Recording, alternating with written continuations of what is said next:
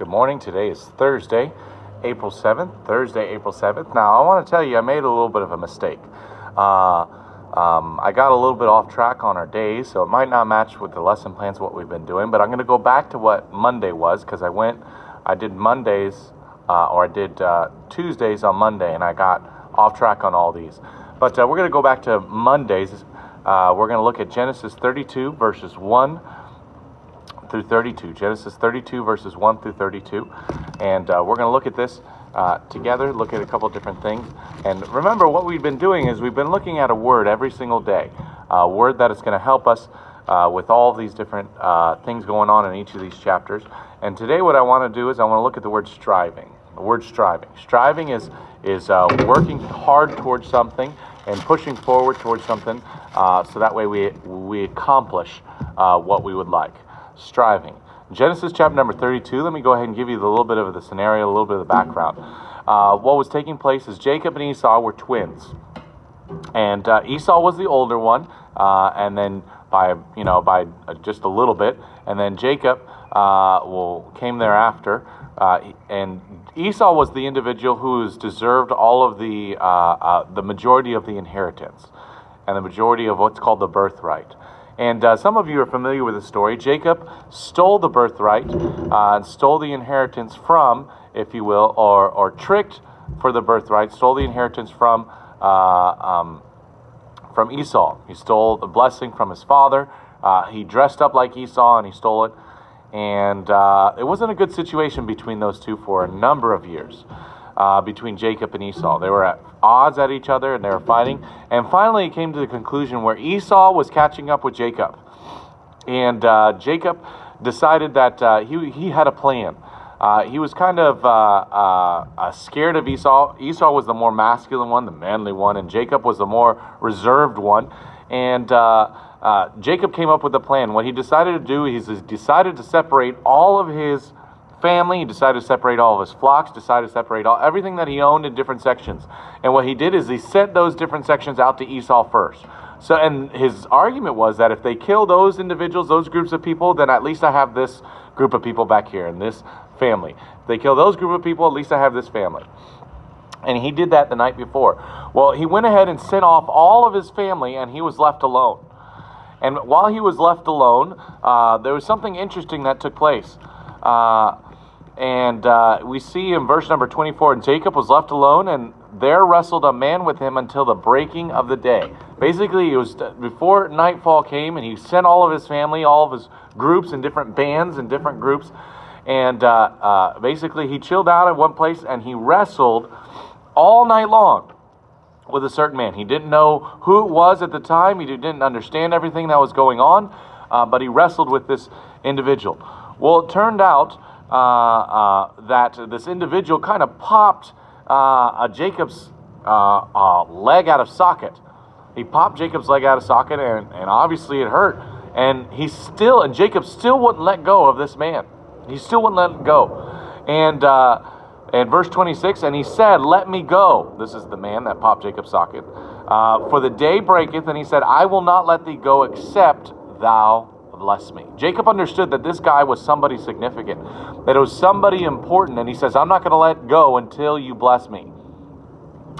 And what goes on to say is, he continues, and really ultimately who Jacob was wrestling was God himself.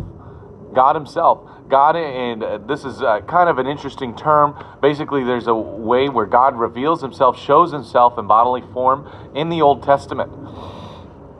And we see that he reveals himself. This man, or God, asks Jacob, "What's your name?" He says, "My name's Jacob." And Jacob means deceiver. Jacob means deceiver. And what God says is your name is no longer going to be named Jacob, but your name is going to be Israel, which means the Prince of God. Prince of God. A prince that has power of God. We see that in verse number 28.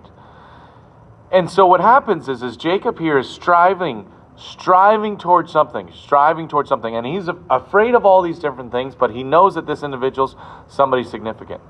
And we see that he's striving. He's striving toward the fact, before what happened is when Jacob lived his entire life, what he would do is he would deceive. He would trick people into getting what he wanted. But now, at this point in juncture in his life, what Jacob understood, and he realized he had to work for what he got. And if you will, he was striving. Striving. What we want to do is we want to make sure that we're not trying to skirt around, or we're not trying to trick people into getting what we want, or deceive, or being deceitful. We need to work hard for the things that we have. And ultimately, Jacob worked hard for the blessing that he received from God. He worked hard for the blessing. And what Jacob ultimately did, we see in verse number 30, and Jacob called the name of the place Peniel, for I've seen God face to face, and my life is preserved. Seeing God face to face, my life preserved. And one unique thing happened is basically during one of the feasts, there was a certain part in which the certain part of the animal that the nation of Israel wouldn't eat because of this instance right here. That's found right there in verse number 32. But what I want you to understand, and what I want you to see, is that this concept of striving, working towards something, working towards a goal, and finally accomplishing what you work towards. Striving, it kind of goes along with what we talked about yesterday as far as moving forward, pushing forward and going and continuing. Even when sometimes we don't want to continue, when sometimes we don't want to move forward. It's interesting, whenever we, in order to get stronger, what has to take place is, literally what's happening is, whether we're working out, whether we're running, or whatever we're doing, in order to get stronger, what needs to happen is, there are tiny muscles. We have muscles, and they're fibers, kind of like little strings that are wrapped together, that are braided together. And what happens is when we work hard and when we push, those fibers are broken. They're ripped. Little microfibers are ripped apart. And what the body does is, as a result of those little fibers being ripped apart, what's going to happen is those fibers, when they grow back, or when they're rebuilt, what happens is they grow back stronger.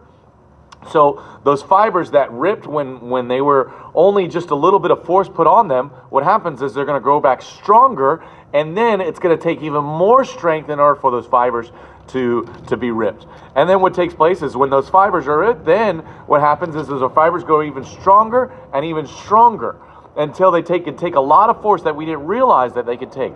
Whether we're doing push-ups, whether we're doing chin-ups, or whatever we're doing, that striving needs to take place. And what happens is those little microfibers need to be broken, need to be ripped, so that way when they grow back even stronger.